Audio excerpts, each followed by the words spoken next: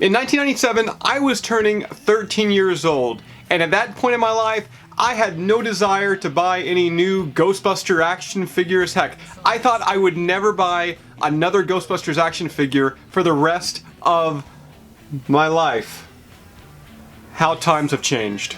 That is why when Extreme Ghostbusters premiered, I kind of turned my nose up at the entire toy line. I had a few items here and there that I got as gifts. I got a Slimer, I got a Sam Hain, I got an Ecto-1, but never really bought any of the core line. Heck, I passed on them when I saw them at like deep discounts at my local bargain store. They were only like $2 a piece, and I didn't buy any of them. And I've been kicking myself for years. Fast forward a couple years, and I realized that I had made a massive mistake, and I wanted every single one of those Extreme Ghostbuster figures. I mean, look how awesome they are. Look at this commercial right here.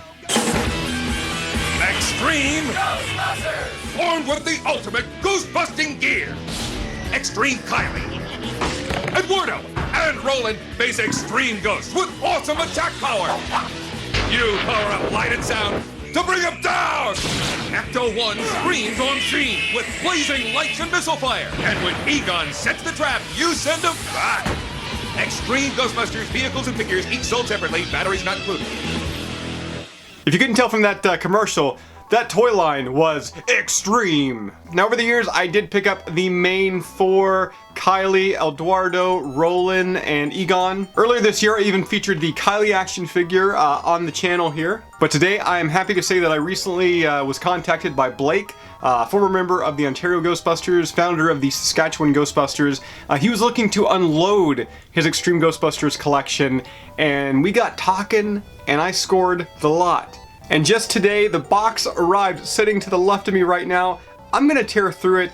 I'm gonna show you guys all the Ghostbusters in the core Extreme Ghostbusters line, and this is actually going to be a two-parter here, because today we're going to be taking a look at the guys in the packaging, and then there's going to be a second part where I'm actually going to open up some of them, because once again, I already have a few of them, so I got duplicates, I've got doubles. I'm going to keep the majority in box, mint on card, but we are going to open a few, because I've actually never held a standard Ghostbuster, Extreme Ghostbuster figure in my hand, like one of the Busters, Egon, Roland, Kiley, Eduardo. Now before I get too deep into today's video, I would like to thank Blake. He did send over one of the Saskatchewan Ghostbusters patches here. I typically wasn't going to be a patch collector, but I've received so many over the past couple of years, especially at Ghostbusters Fan Fest a few months ago there. I think I'm now a patch collector at this point in time, so that's the thing I'm into now. So the figures that I already had previously in the collection were these four right here: Roland, Kiley, Egon, and Eduardo. These are the main four figures. There's also deluxe versions of these, which we're going to show you here in a few moments. And while in 1997, I was a huge fan of the Extreme Ghostbusters animated series, I really got into that show.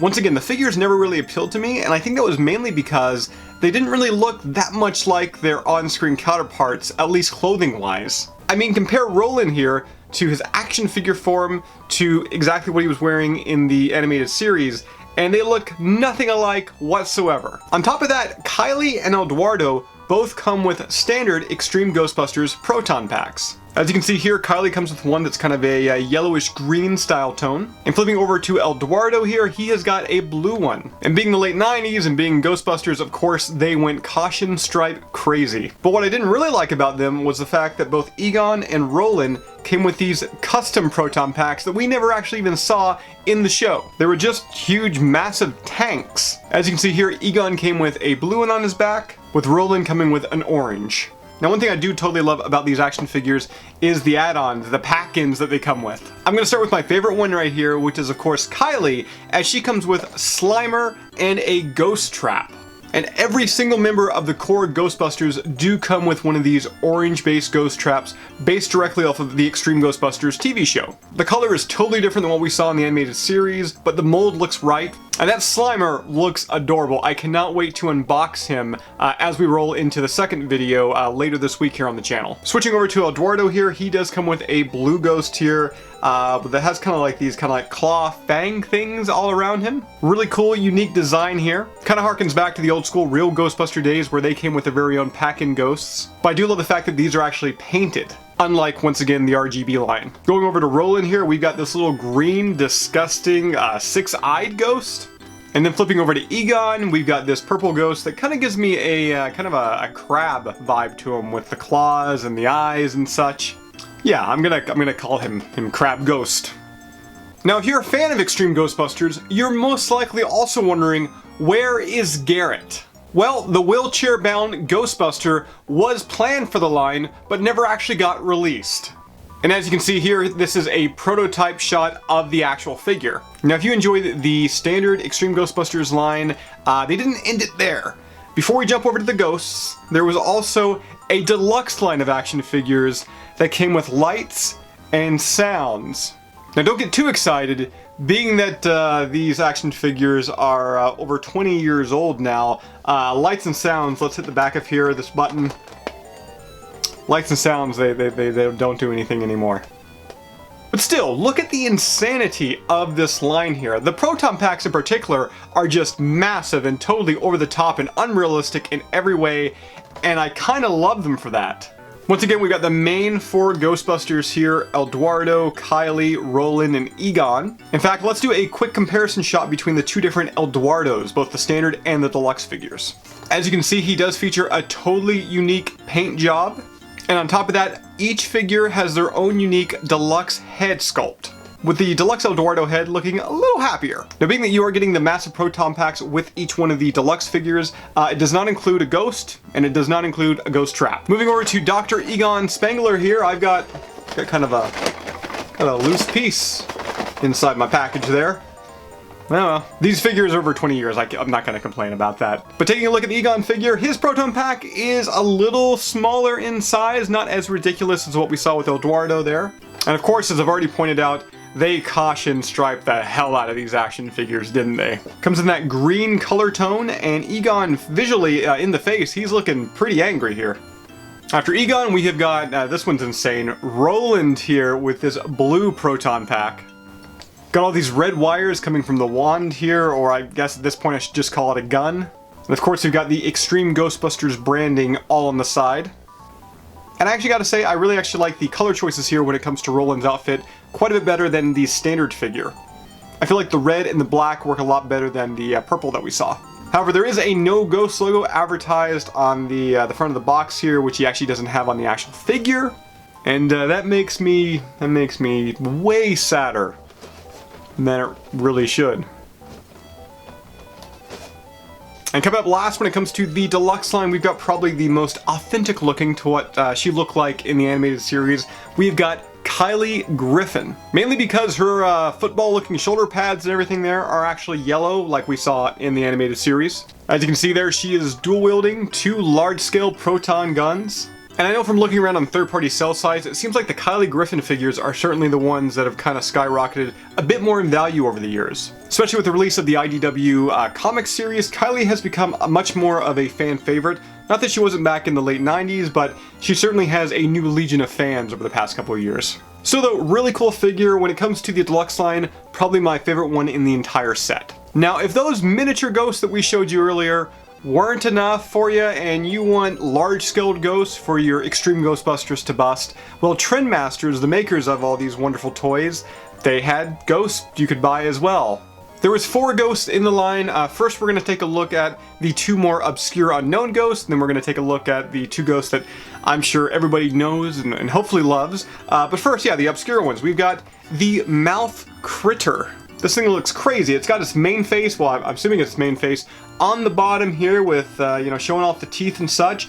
Going up top, we've got a secondary face as well, or maybe that is the main face, I'm not too sure.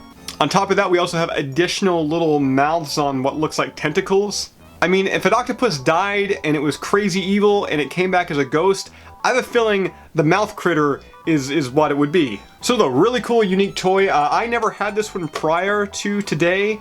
So this is a really cool pickup for me. I'm glad to add this to the collection.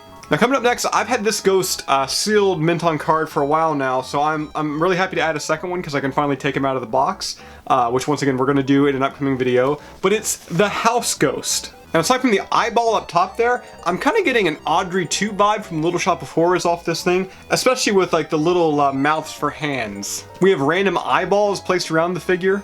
And of course, being that it is a Ghostbusters toy line, how could you have a Ghostbusters toy line and not include slime? More importantly, ectoplasm.